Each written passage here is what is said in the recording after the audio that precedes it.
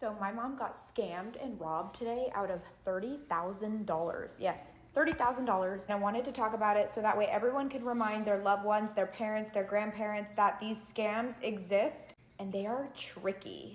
So she calls me and tells me that she'd been scammed out of $30,000. My mom's not super good with technology. This scammer or group of scammers did research on my mom before scamming her. They looked into what bank she has money at, and somehow they found out how much money she had in accounts. I don't even know. They looked into even if she had 401ks, whatever. It starts out with her telling me that she recently got an antivirus software uploaded and installed in her computer by a computer technician nerd guy. It's about $12.50 a month. So the payment was coming up on the first month of this virus protection, and the scammers even research when your payment is coming up for your antivirus protection. Somehow they knew all of this information. Anyways, they email my mom and tell her that she's been hacked and she has to keep her money safe, and that this is the Federal Trade Commission or whatever,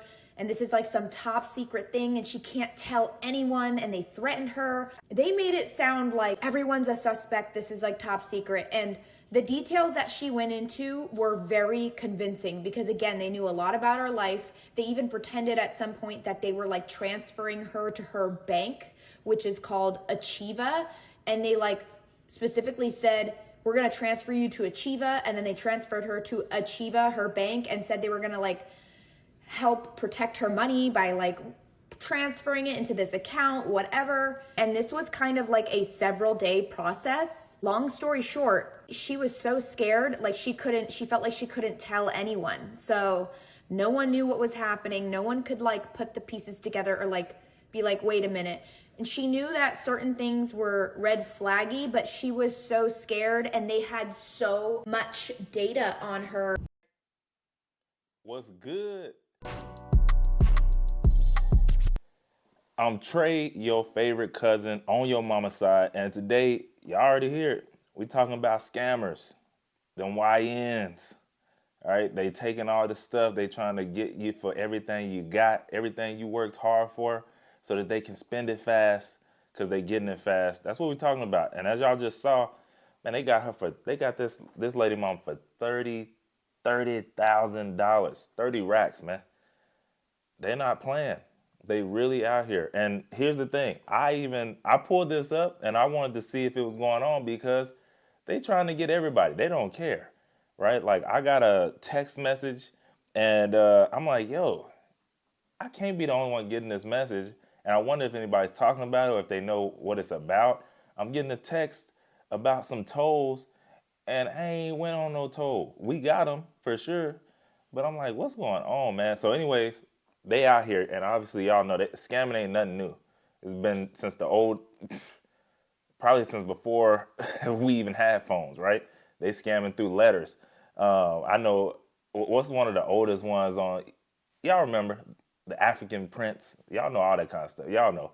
Y'all know. Anyways, they still scamming. It's just getting better. It's getting a lot more sophisticated, all right? They calling and emailing her about stuff that she probably can't. It's like, dog, I forgot about that.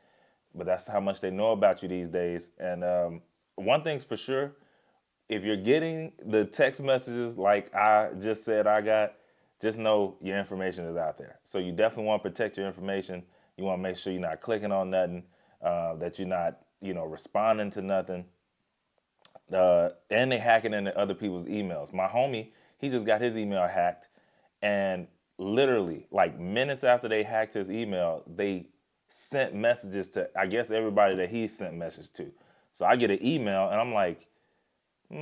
I called, I sent him a text message, then he called me. I'm like, yo, was that you? Or what is this about? And I had to redo my password because I clicked it just because I trust him. I was like, oh, okay, he must be sending me some, a government contract that he just got for $500,000 or something crazy, right? And no, it wasn't him. And so I had to change my password instant. But nonetheless, it just goes to show you it's a lot of scams out here. So that's what we're talking about today. Let's keep moving. She just got scammed So tell me why my daughter just got scammed out of $1,600. I'm not mad at her at all because this was an honest mistake. So I'm checking my accounts, and my daughter, she has a high school checking account, high school savings account, and I'm on both of these accounts. So whenever I'm in my banking app, I can see my account along with her account. I go to just look at her account or whatever, making sure she ain't balling out. As soon as I open the account, I see this $200 transaction for Target. It was $199.99 to be exact. So then I checked the next transaction. The next transaction says $199.99 Target. Girl, she had 8 $199.99 transactions hit her account. So I wait till when she wakes up, and I'm like, hey Cam, I'm like, girl, you know you missing $1,600? And she's like, what? Like, she's obviously shocked. So I'm like, can you think of a time when your card could have been compromised? Literally a week and a half ago, she got this text message from ePass. ePass in Florida is our toll company, and so she got a text message from ePass saying, hey, you need to pay this $7 toll violation. And my daughter did express to me that she had to run a toll like maybe earlier last month because we hadn't got her ePass set up. So she thought that this was from that toll that she ran. So her just trying to be a responsible young adult, she wanted to just go ahead and just take care of it. So she clicked the link because the text message sent her a link to take care of the toll violation. And so she clicked the link, put in her card information, she pressed pay, and when it came time for her to get a confirmation, like, it just was like this weird page, and her card never got charged. So she just thought it was weird, but she just never thought nothing of it. So here we are, a week and a half later. Her account is $1,600 short. I called Chase immediately, and I pretended like I was my daughter. However this person was getting her money, they was getting it via like Apple Pay. And I know banks are really, really funny about Apple Pay. Like, Apple Pay is supposed to be this secure thing. And I was explaining to the lady, like, listen, ma'am, like, I know what you see, but I am telling you that this is not me. Like, obviously, like, why would I make 8 transactions for $199.99? Not only that, these transactions have different states, like one in Pennsylvania, Minnesota, Tennessee. Like, it was like 4 different states that these transactions was being done in. And I'm like, obviously I can't be in 4 different states at one time. So it was just a little bit of back and forth there that was just a little bit frustrating, but she was doing her job, and I don't doubt that we won't get our money back. I know we are going to get our money back. Man, yeah, and that's exactly what happened to me, y'all. Like, I got the text, and I've gotten them before, but it just, this time I'm just like, yo, for one, anytime somebody continues to do something over a longer period of time, just know it's working. All right, so I got it again. I'm like, they got to be working. People are actually clicking on this stuff. They actually getting got. And yeah, man, obviously, you know, they don't care whether you're young or old. They going to get you coming in and going out. And one thing I always do for sure, even if I'm getting a phone call, if I'm getting a phone call, like, after you say your name, I don't care who I'm hanging up, and then I'm going to call back the real number. I'm going to call it. Like, I don't know. It might be the same thing. I don't know, but I'm making sure. Right, you're not about to catch me lacking. So you call me, hey, I'm with Chase Bank. Okay, John, click. And I'm calling the actual number that I got for Chase Bank, or that I can find legit. Hey, I was just talking with John. He should have some notes in there. They were calling about blank, blank, blank. It's the only way I know how to be safe. If it's an email, I'm clicking the email, then I'm going to the top, I'm clicking the name so I can do the little drop down. If it don't got the right words after the @ symbol, phishing email. You got to be safe now, y'all, because they don't care, and they're trying to get everything. You see, they went $199.99, and they was draining. So obviously they know that's the max amount that you can do. And then you got some that, hey, we just gonna hit it for whatever, and then you got some, they trying to drain it. They trying to empty the clip.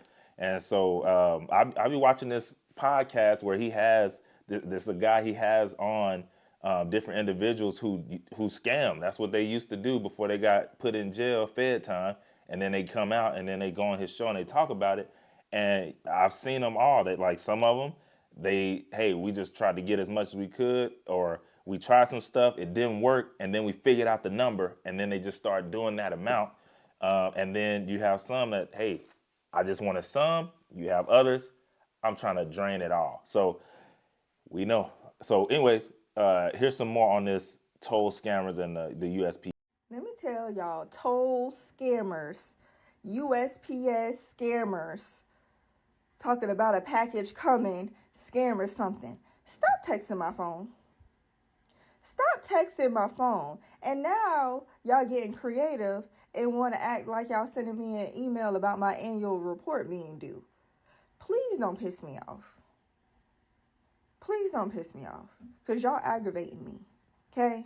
Every day. Every day. First off, I ain't even order nothing. Okay? I probably do have some tolls due. But I know it ain't coming from no random, all these whole alphabet text message coming to my phone. Please don't piss me off. Nah. I'm getting tired of y'all. Know this tax season? Yeah, I forgot about that. I've gotten some USPS ones too. They don't care, man. They just Know this tax season? And there's a lot of scams going on, peoples. I want everybody to be aware of this. These guys out here who claim they're a dealer, a side dealer, and get your money, and they sell you a car, and the car not all the way legit, do your homework before you give these people your money. Because I'm going to tell you the mistake I made. I bought a 2011 Honda Accord Cross Tour. I didn't want no payments. So I found me a side dealer who go to the auction, buy cars, and then they'll sell it to you and make a little profit. And I ain't got no problem with that. The problem I got is if you're going to sell me a car and you a side dealer, do my paperwork.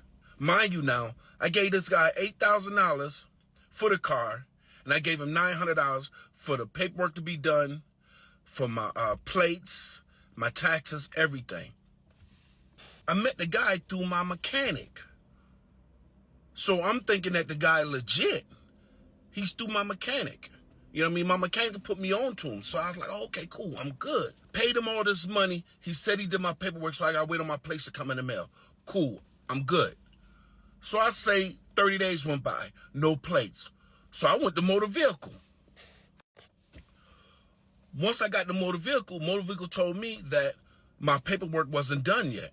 So sometimes you go through side dealers, it take a little time. I was like, all right, cool, I can understand it. So can you give me a temp tag because the tag I got on my car is expired? So she was like, all right, I'll give you a temp tag. And if it don't come, and if your temp tags run out and you didn't get your plates, come back. Temp tags ran out, went back. What she told me, she was like, yeah, we know you bought the car because he submitted your paperwork. But what he didn't do, he didn't finish your paperwork. So what you got to do is get in touch with the dealer that you got the car from. So I went to the guy who recommended me to this guy because I called his phone, no answer, his phone off. So I went to my mechanic like, yo, the guy that you plugged me into to get the car, he's MIA. What's up? So he tried to call him. When he tried to call him, the same thing. His phone disconnected. Mind you now, this is an African brother. He a Muslim. You know, I'm a Muslim. So I would never think he would do anything like that to me or anybody because our religion. You know what I mean? You treat people fair. You treat people the way that you would want to be treated. You know what I mean? So I'm like, yo, I'm thinking that he all good. So them 30 days was up. I went back. Motor vehicles gave me the information, the phone number. It was a different phone number than what I had, so I called that number up. That phone number's disconnected. I was like, damn, this brother just played me for all this money. So motor vehicle told me, yo, you got to get a bonded title now. I like, well, you telling me I got to start all over again? They was like, yes, you got to start all over again. You got to pay us more taxes, and you got to pay a person to do your bonded title. I like, you got to be kidding me, man. Boy, yeah, he went through it. One thing's for sure, I don't know. I've actually seen those people who they get on like Facebook Marketplace and I always thought it was acting. I don't know. It just didn't seem right. Like I'm like, are you at a dealership or not? Because it looks like you're in a driveway, but you got 5 cars on your page and that you're in the same driveway, but it's like a home driveway. It's not a real. I'm like, no, I'm going to a lot. I need to be able to pull up. I need to be able to pull up. Yeah, he got y'all, and like he said, it's tax season. Y'all already know scammers. They gonna go up. They're going up because, for one, we're probably in a quiet recession type. So people is out here starving, right?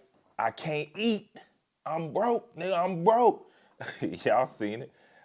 And they need money, and so they don't care where they get it from. They don't care who they get it from. They gonna try and get it. So. Hey, what's up, y'all? So I made a video of me getting my first car. This was it. It was a 2003 Honda Accord, 113,000 miles. Video done blew up. So I gotta update y'all. The reason why I haven't decorated the car with y'all and got the tag and everything with y'all, because y'all, I got sold a limit off Facebook Marketplace. This man sold me a limit car. He sold me a rebuilt title car without me knowing. And it's my first time buying a car, and I ended up going with my boyfriend. He didn't know about cars either. So yeah, I got scammed. That's the reason why I haven't updated y'all. And the cost to fix this rebuilt title car is about $3,000 to $5,000, and I'm not gonna invest it into a 2003. So I might as well just go ahead and get me a new car. So that's what's going on, y'all. That's why I haven't updated y'all. That's why y'all don't know what's going on. Your girl got scammed. This was a nice car, and I really loved it, and I really didn't have much time to spend in it because I wasn't able to drive around for real, not having a tag, but I enjoyed it. Be careful on Facebook Marketplace.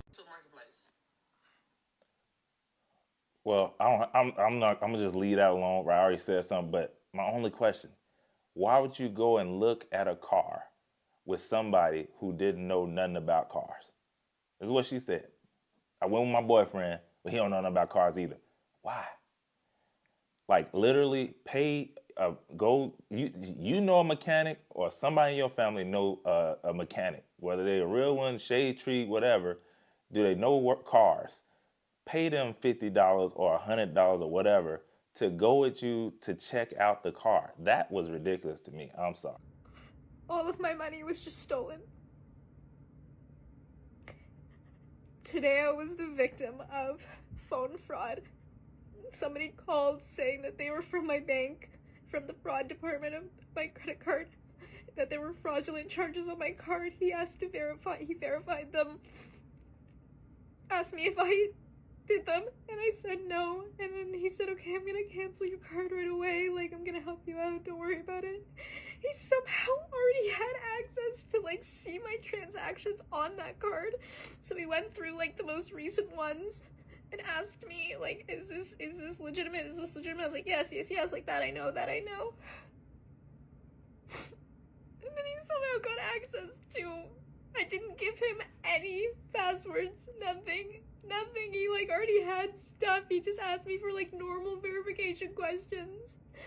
And he was somehow able to access my account, and he wiped my checking and my savings clean. I reported it to BMO fraud. And I'm going to the police station now to report it as well. Just be so careful when people call you. Please, just be careful.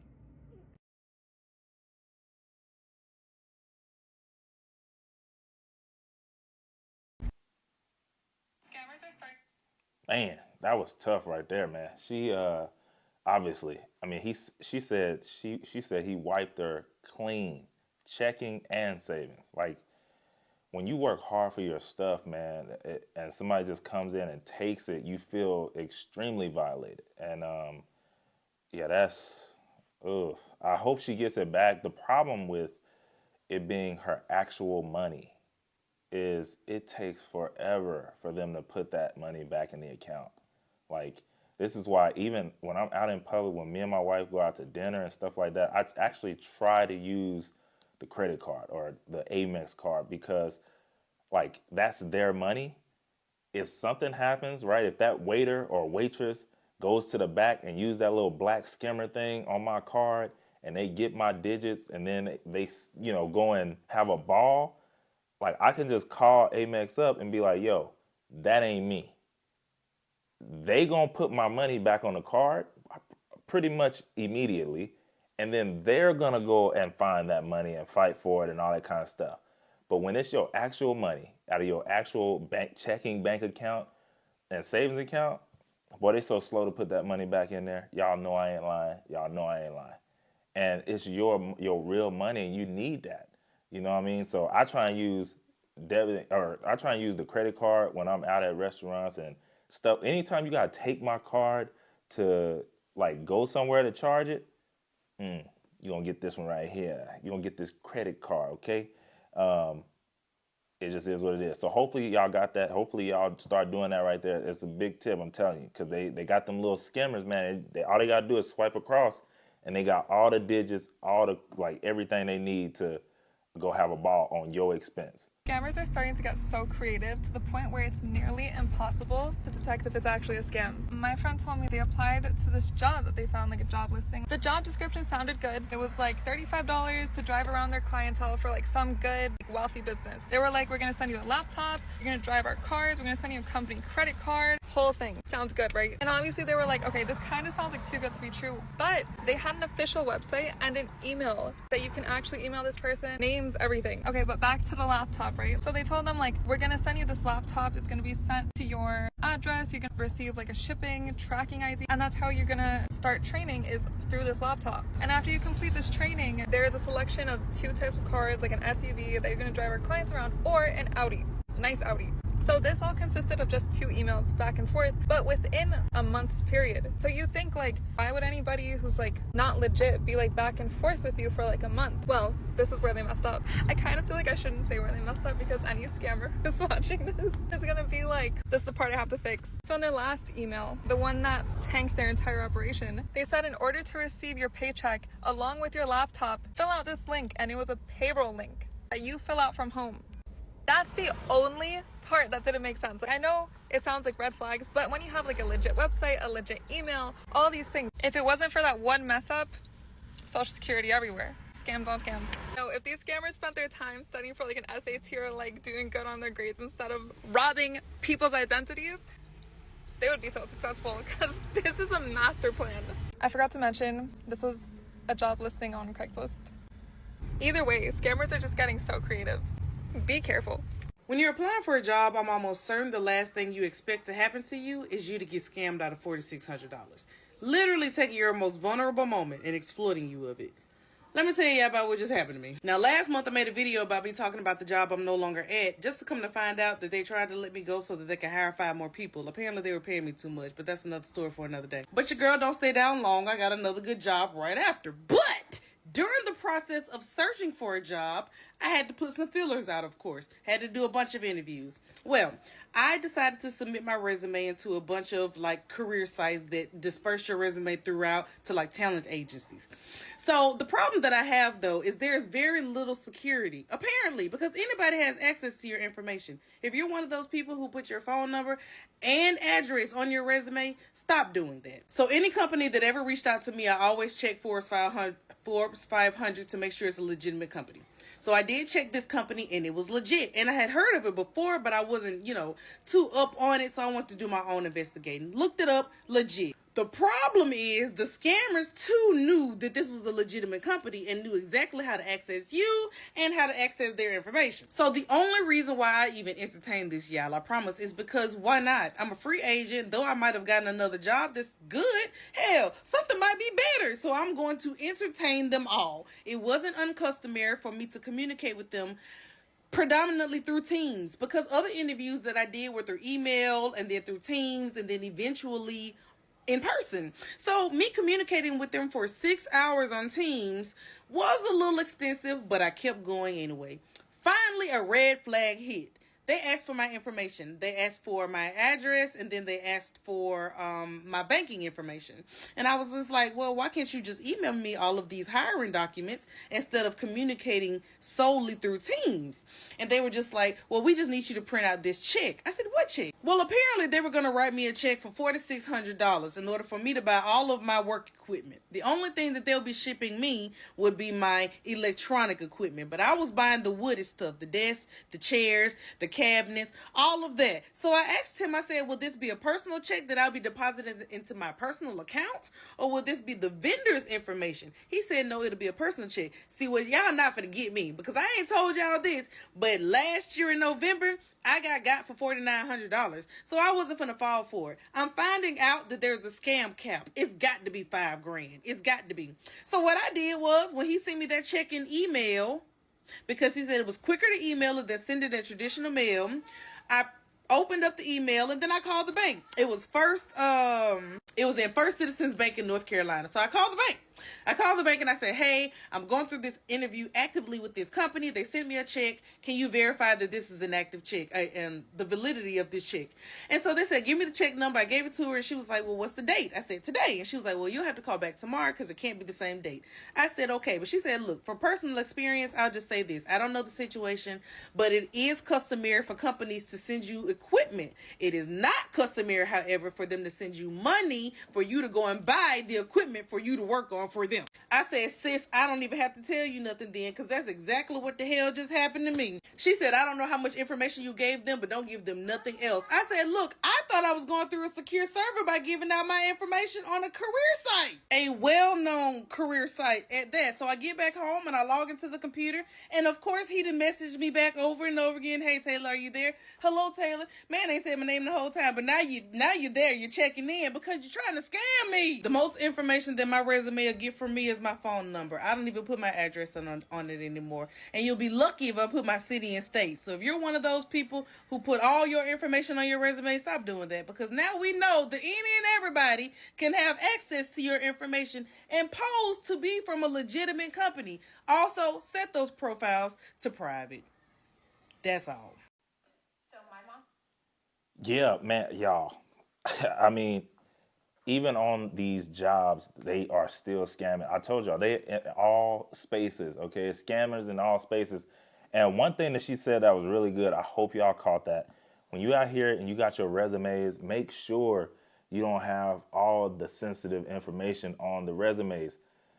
I never thought about it as a younger person, but as I got older, I started thinking about, I'm like, man, why am I putting my address and stuff on here? But two, I didn't want